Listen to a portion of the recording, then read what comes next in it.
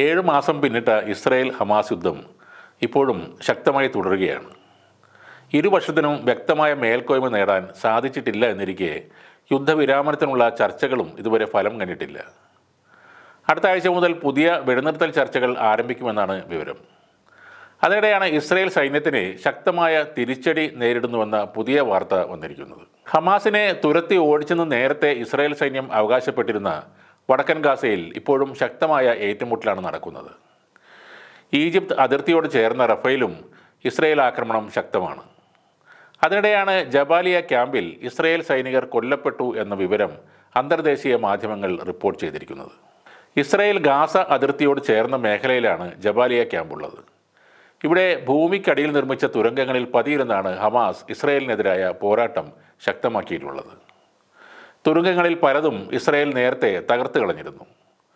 എന്നാൽ മിക്ക തുരങ്കങ്ങളും ഇസ്രായേൽ സൈനികരെ കബളിപ്പിക്കുക എന്ന ലക്ഷ്യത്തോടെ ഉള്ളതാണെന്ന് പറയുന്നു. ജബാലിയയിൽ ആക്രമണം നടത്താനെത്തിയ ഇസ്രായേൽ സൈന്യത്തിന് ശക്തമായ തിരിച്ചടി നൽകി എന്നാണ് ഹമാസിൻ്റെ സൈനിക വിഭാഗമായ ഖസാം ബ്രിഗേഡ് വക്താവ് അബു ഉബൈദയുടെ വാദം.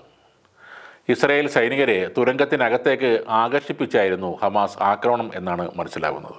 നിരവധി ഇസ്രായേൽ സൈനികർ കൊല്ലപ്പെട്ടു എന്നാണ് പറയുന്നത്. ചിലർക്ക് പരുക്കേറ്റു.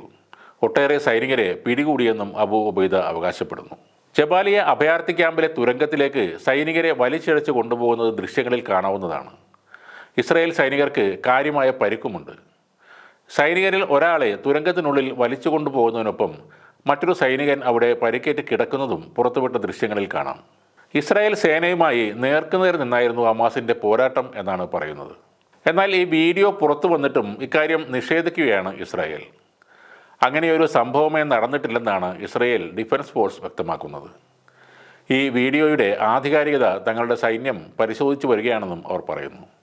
തുരങ്കത്തിൽ ഹമാസ് നേതാക്കൾ ഉണ്ടെന്നാണ് ഇസ്രായേൽ സൈന്യം കരുതുന്നത്.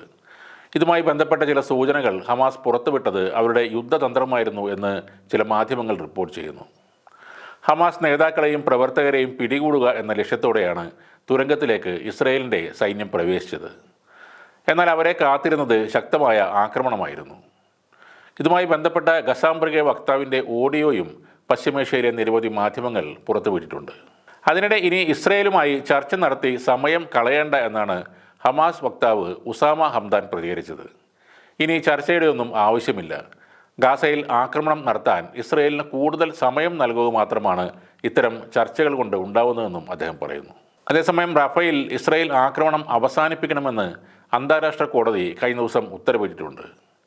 പലസ്തീന് കൂടുതൽ യൂറോപ്യൻ രാജ്യങ്ങൾ ഉടനെ തന്നെ അംഗീകാരം നൽകുമെന്ന് പ്രഖ്യാപിച്ചതും ഇസ്രായേലിനിപ്പോൾ വലിയ തിരിച്ചടിയായി മാറിയിട്ടുണ്ട്.